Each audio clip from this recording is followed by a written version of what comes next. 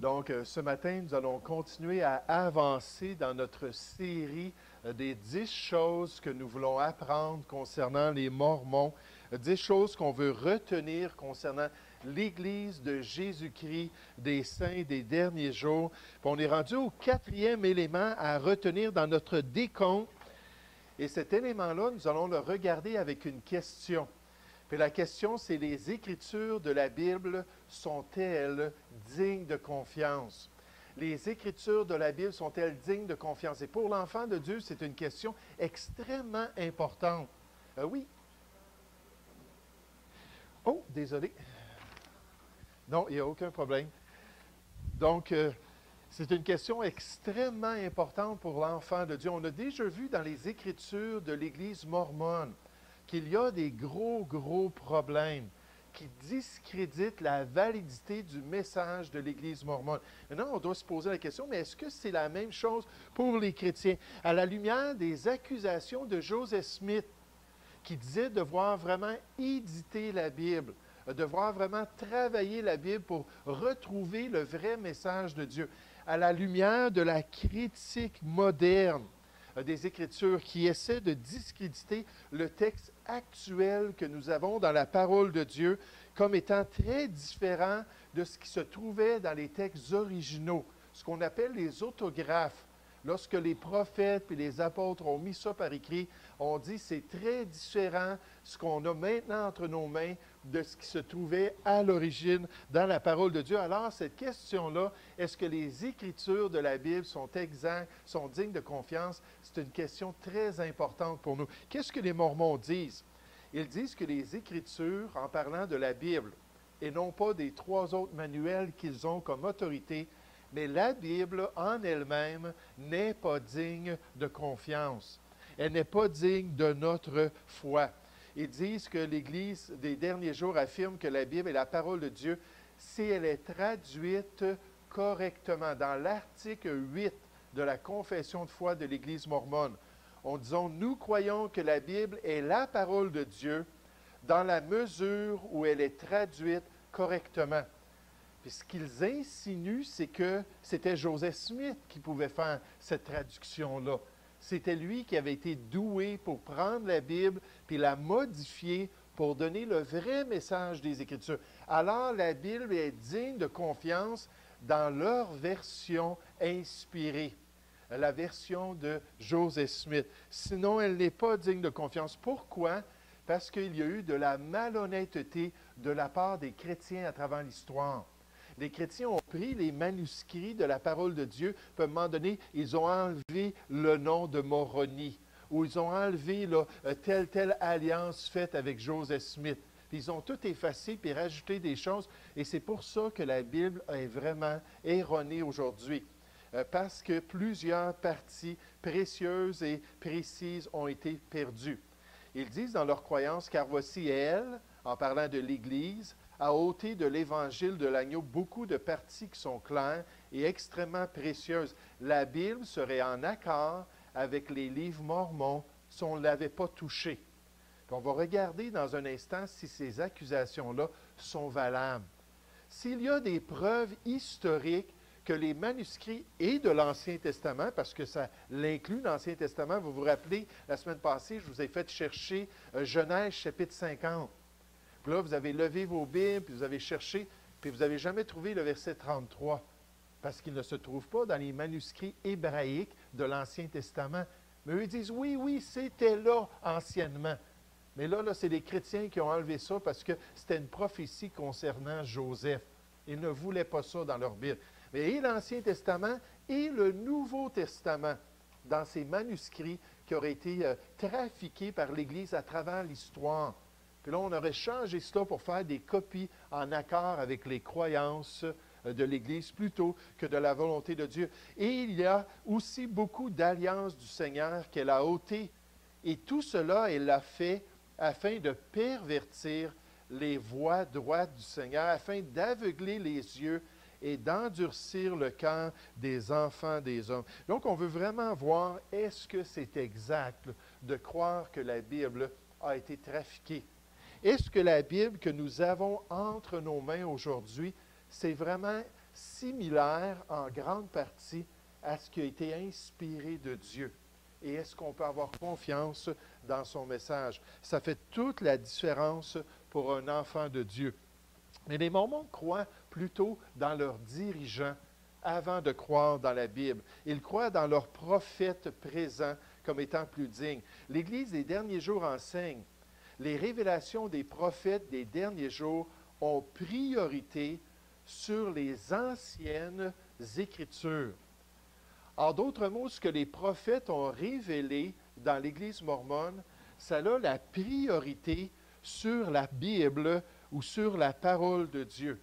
Puis ça, c'est étrange parce que c'est exactement le contraire de ce que Dieu nous dit dans les Écritures, de ce qui est noble pour le chrétien.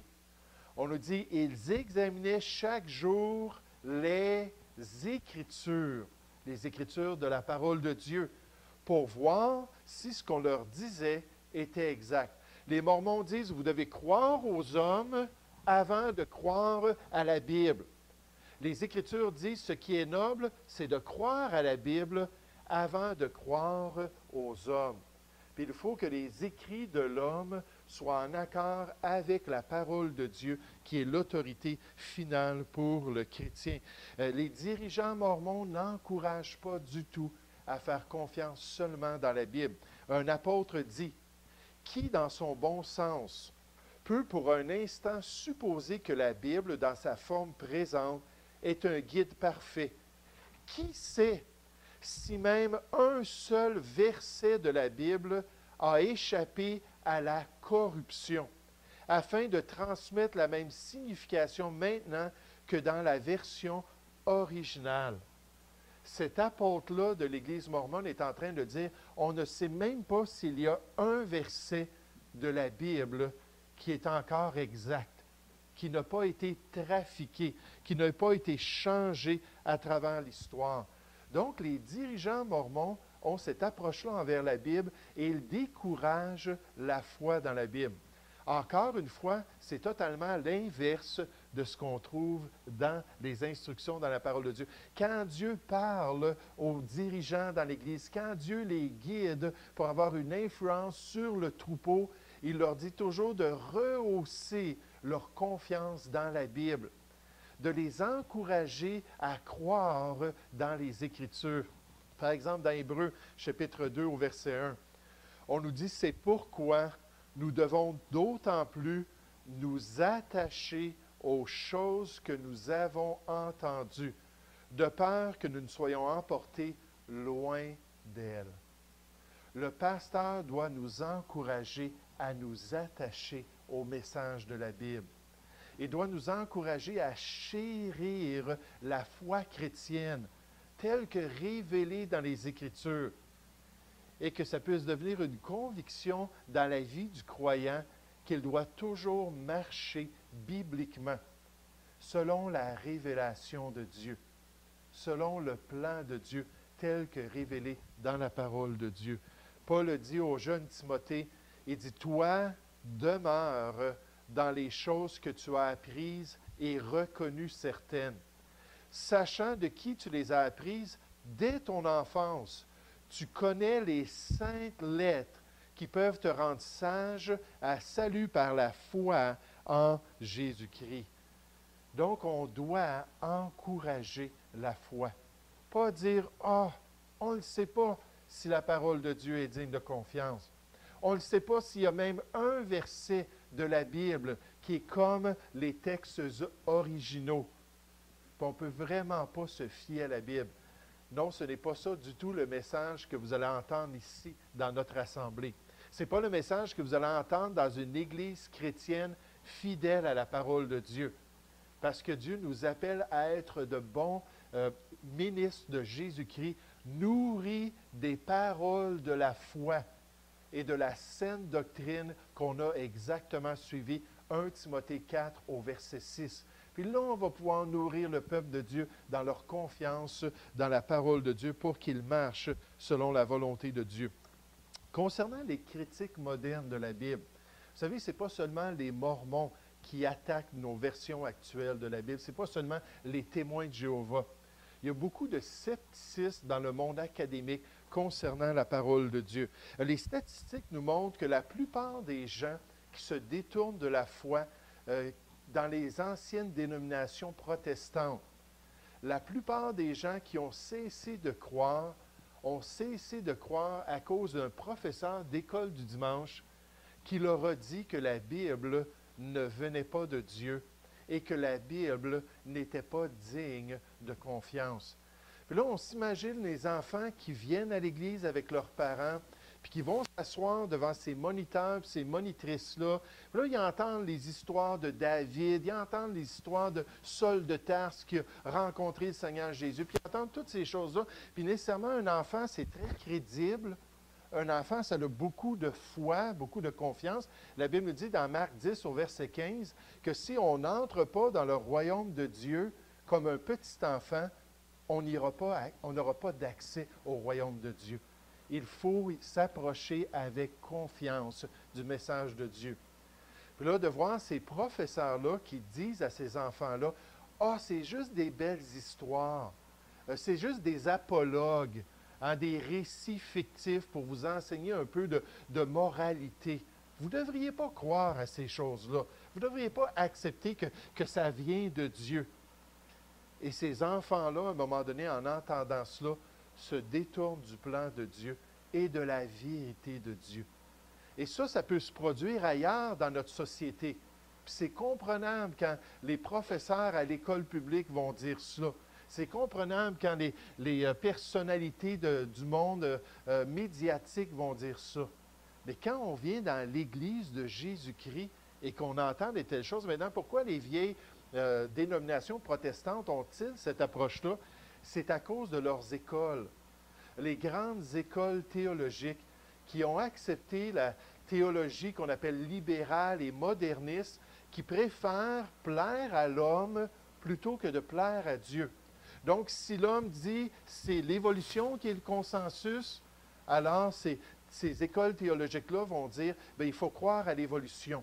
Dieu n'a pas tout créé, Dieu n'a pas tout fait, c'est l'évolution, la réalité. Puis là, ils vont encourager ces gens-là qui vont devenir des professeurs ensuite dans l'œuvre de Dieu à croire ces idées-là qui les détournent de la parole de Dieu. Des universités comme Harvard, Yale, Princeton, Oxford même, des endroits qui formaient anciennement les prédicateurs des églises de Dieu, sont rendus à ce point-là où ils vont détourner les gens de la vérité de Dieu. Je me souviens, lorsqu'on était en tournée d'église, à un moment donné, on est allé dans une église en Ontario. C'était une église baptiste indépendante. Puis quand on est arrivé là-bas, les gens, j'ai eu l'occasion de faire ma présentation concernant l'œuvre au Québec. Puis là, les gens sont venus me voir après que j'ai prêché la parole de Dieu. Puis ils m'ont dit, quelle sorte d'église tu vas partir? Mais une église baptiste.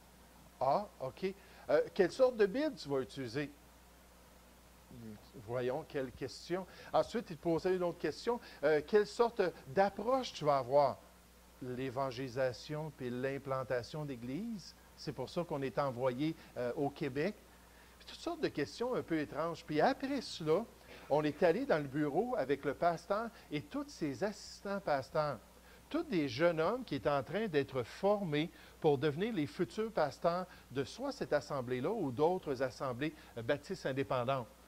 Puis quand on a parlé ensemble, un des jeunes hommes me dit « Ah, moi, je vais dans telle et telle université séculière. Ils ont un très bon programme théologique. Puis je vais avoir ma formation là. » Puis l'autre dit « Oh non, bien moi, j'ai choisi telle université séculière parce qu'ils ont un bon programme de Bible. » Puis tout ce qu'il disait, je sentais les poils de mon corps se lever, s'hérisser, alors que je voyais ces jeunes-là qui allaient aller s'asseoir dans des institutions, qui allaient leur dire que la Bible, ce n'était pas un livre digne de notre foi, digne de nos croyances. Je me souviens, quand j'étais à l'église de Boucherville, on m'avait raconté comment est-ce qu'il y avait un jeune homme dans notre assemblée qui avait un appel pour devenir pasteur. Il voulait s'en aller dans une institution pour pouvoir être formé. Puis il avait choisi une institution ici au Québec, mais une institution séculière avec un programme de Bible. Puis je me souviens comment le pasteur est allé le voir, puis il avait dit, tu sais, il dit, si tu fais cela, Puis tu vas à cette école-là, tu ne pourras jamais enseigner dans mon Église. Et tu ne garderas pas la foi. Puis il a dit, pourquoi? Puis là, le pasteur, il a expliqué quel genre d'approche ces institutions-là ont envers la parole de Dieu pour la discréditer et décourager les gens de croire dans la Bible. Et finalement, au lieu de faire cela, il est parti dans un collège biblique, un collège fidèle à la parole de Dieu. Et aujourd'hui, après 30 ans de ministère, le pasteur Pierre Plante est toujours bien fidèle à la parole de Dieu. Mais cette influence-là qui fait que les gens vont se détourner parce qu'on attaque la Bible. Donc, ce n'est pas juste les Mormons, c'est populaire dans notre société. Maintenant, quels sont les faits? Qu'est-ce que Dieu nous révèle concernant la préservation de sa parole? Premièrement, dans l'Ancien Testament, c'est évident que ce sont des manuscrits qui sont fiables. C'est une révélation qui est digne de confiance. Paul le dit au jeune Timothée dans 2 Timothée 3,16, après lui avoir dit, « Écoute, demeure dans les choses que tu as reçues, les saintes lettres que tu as entendues dans ta jeunesse. » Puis il lui a dit, « Toute écriture est inspirée de Dieu. » Pour l'apôtre Paul, l'Ancien Testament, à son époque, Paul vivait au 1er siècle. Ça, c'était 1500 ans avant que le premier livre de l'Ancien Testament soit mis par écrit par Moïse. 15 siècles après les originaux, l'apôtre Paul dit, c'est la parole de Dieu et c'est utile dans notre vie. C'est utile pour le croyant. Paul n'avait absolument aucun doute concernant le texte biblique à son époque.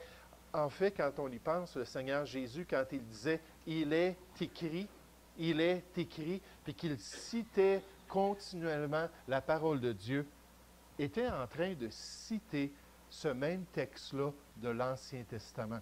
On a 2500 témoins du contenu de l'Ancien Testament, 2500 manuscrits en hébreu de l'Ancien Testament qui nous montrent qu'est-ce qui se trouvait dans les originaux, qui nous donnent un beau témoignage. Certains sont tardifs, sont de l'époque des Massorètes.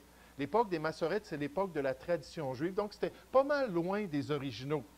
Mais grâce à la découverte des manuscrits de la Mer Morte, qui étaient 1000 ans plus près des originaux, qui ont été comparés avec le texte qu'on utilisait pour faire nos Bibles, on s'est aperçu qu'en 1000 ans, la Bible n'avait pas du tout été changée, que c'était exact, que c'était similaire avec les manuscrits. Pour l'Ancien Testament, il n'y a aucune preuve qu'il y a eu une altération quelconque, une altération majeure dans son contenu. L'Ancien Testament n'a jamais été trafiqué. On peut remonter à travers l'histoire, puis s'approcher des périodes où les prophètes ont mis par écrit Jérémie, Ésaïe, puis ainsi de suite, puis s'apercevoir que l'Ancien Testament est extraordinaire. Puis il est tellement digne de notre confiance. Donc, quand Joseph Smith dit Genèse chapitre 50 aurait dû être plus long, c'est tout simplement une fabulation. C'est une invention de toutes parts. Il n'y a aucun des manuscrits du livre de Genèse où on voit qu'ils ont effacé le restant du chapitre, puis qu'on voit que ça a été trafiqué. Il y a une homologie, vraiment, c'est tout merveilleux comment Dieu a fait ça. Maintenant, concernant le Nouveau Testament, on s'aperçoit aussi dans le Nouveau Testament que c'est une révélation très fiable. Pour le Nouveau Testament, il y a 5600 manuscrits du texte grec. Ça, c'est vraiment quelque chose d'extraordinaire.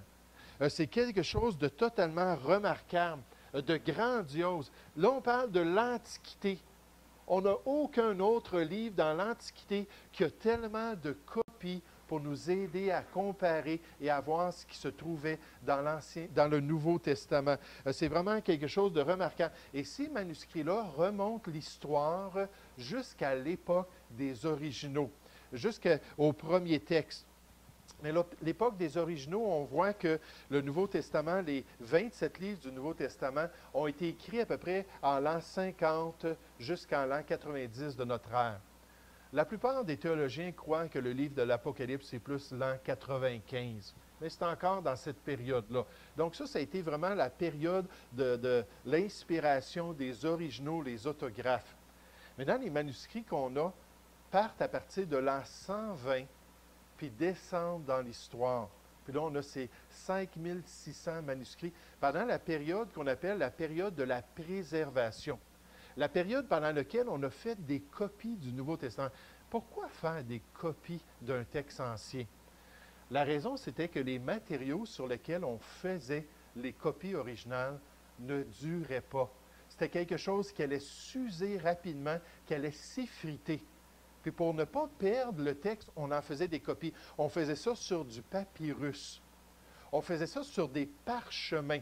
Les parchemins, c'était tout simplement des pots qui étaient travaillés pour qu'on puisse y écrire des choses. Maintenant, ça, ce n'est pas le Nouveau Testament qu'on voit là, mais je voulais quand même juste vous montrer un peu la texture et surtout qu'on puisse retenir que ça s'usait. Puis finalement, à un moment donné, on venait qu'à perdre le contenu. Alors, dès qu'un manuscrit commençait à être un petit peu, on s'empressait d'en faire une autre copie. Puis on s'empressait d'en faire une autre copie pour garder le contenu. Puis il y a seulement un petit écart entre les écrits originaux qui ont été usés puis qui sont disparus et les premières copies. Une période d'environ 30 ans. Quelqu'un pourrait dire, oui, mais 30 ans, en 30 ans, c'est une génération, ça, 30 ans. C'est assez de temps pour perdre le contenu d'un texte quelconque. Mais vous savez, lorsqu'on regarde l'histoire des manuscrits de l'Antiquité, pour toutes sortes d'écrits, que ce soit l'Iliade, l'Odyssée d'Homère, les écrits d'Hésiode, les grands classiques, c'est certain qu'on donne un bénéfice du doute aux manuscrits. Pourquoi? Parce que 30 ans, c'est rien. Si on fait juste regarder les guerres de Jules César, Jules César est allé tout à travers l'Empire. Bien, ce n'était pas encore un empire à cette époque-là. Il a conquis jusqu'en Angleterre. Il a conquis l'île de l'Angleterre en l'an 50 avant Jésus-Christ. Puis toute cette période de temps-là, pendant qu'il faisait ses conquêtes, il avait des scribes qui écrivaient ses exploits. Oh, les rois ont toujours aimé ça, que les gens parlent d'eux, puis parlent de leurs exploits.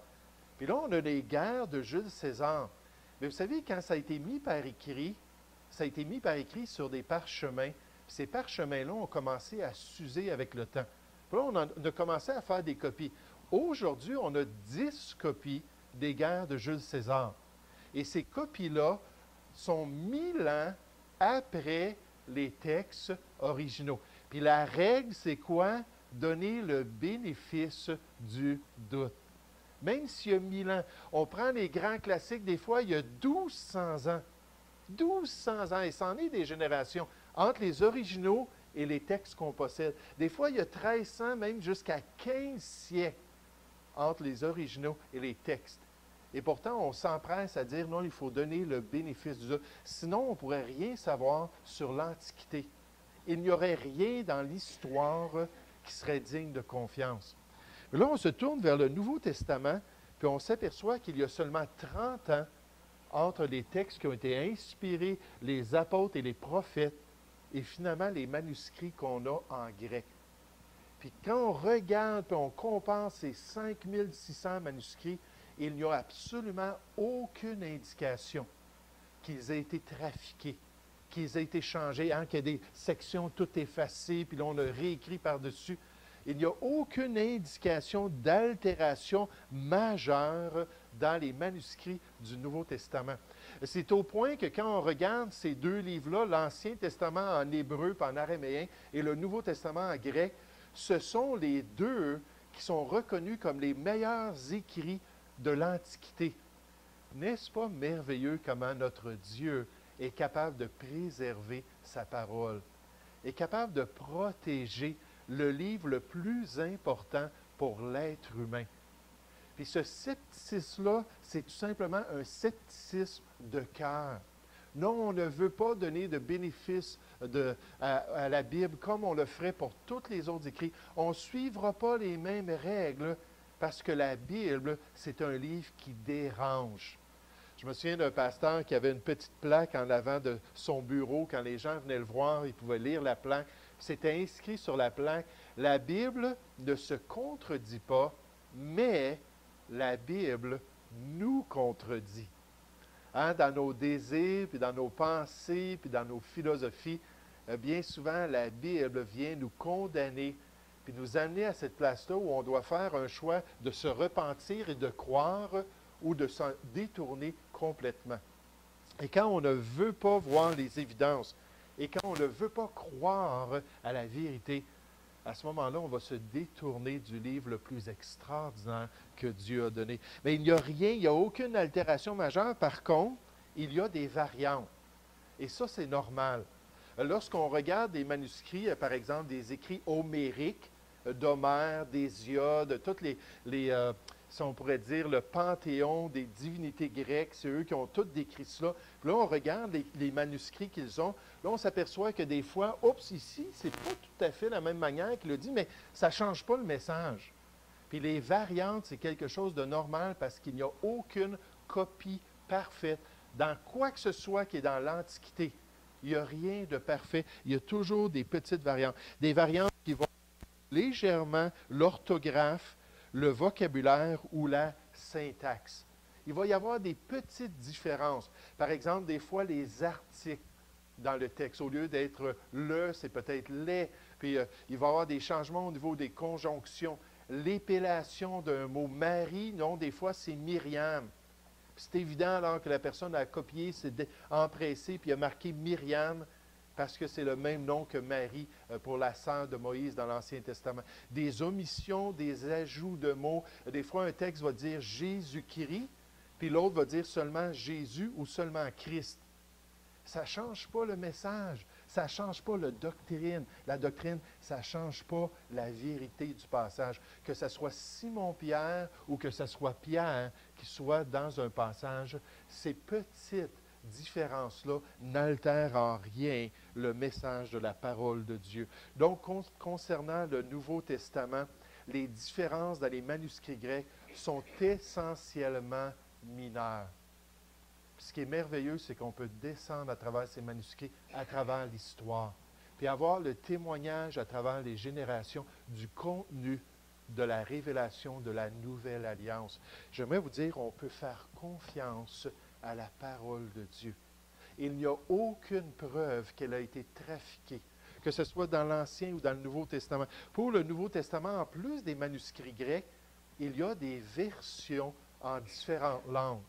Ça, c'est un phénomène qui n'existait pas dans l'Antiquité pour la plupart.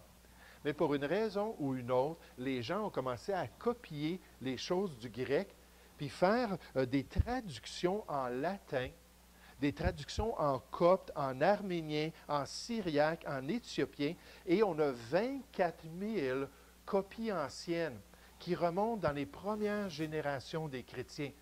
Puis là, on peut aller voir en latin, puis comparer avec le grec. Puis ça dit la même chose.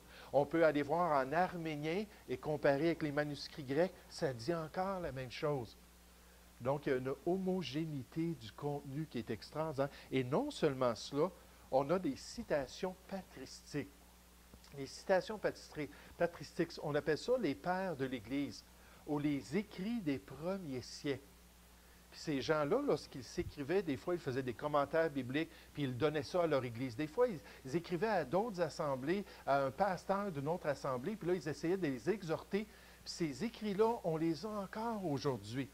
On en a des milliers de copies de ces écrits-là, et ils citent continuellement la parole de Dieu. Que ce soit les pères apostoliques, les pères apologistes, les pères polémistes, les pères scientifiques parce qu'ils avaient l'approche scolastique. Ils utilisaient la philosophie grecque pour les guider dans leur interprétation de la Bible. Je ne suis pas en train de vous dire qu'on croit quoi que ce soit de ces gens-là. Mais j'aimerais vous dire que lorsqu'ils citaient la Bible, dans les premiers siècles, il y a 86 000 citations du Nouveau Testament.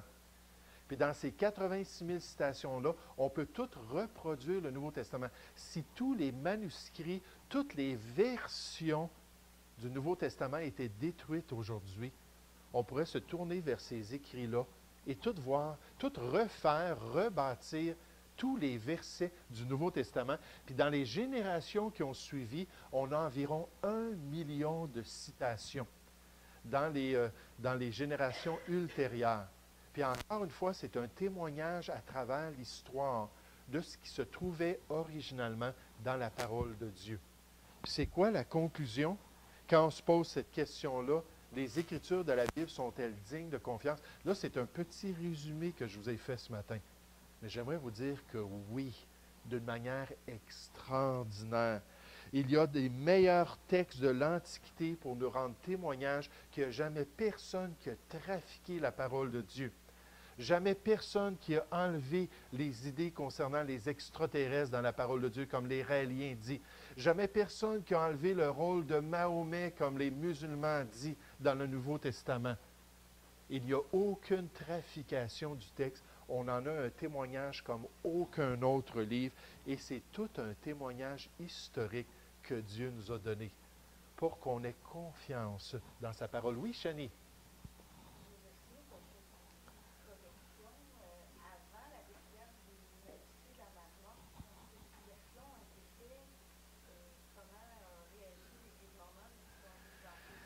C'est ça, Joseph Smith, on sait qu'il habitait au 19e, il vivait au 19e siècle. Les manuscrits de la mer Morte ont été découverts en 1947.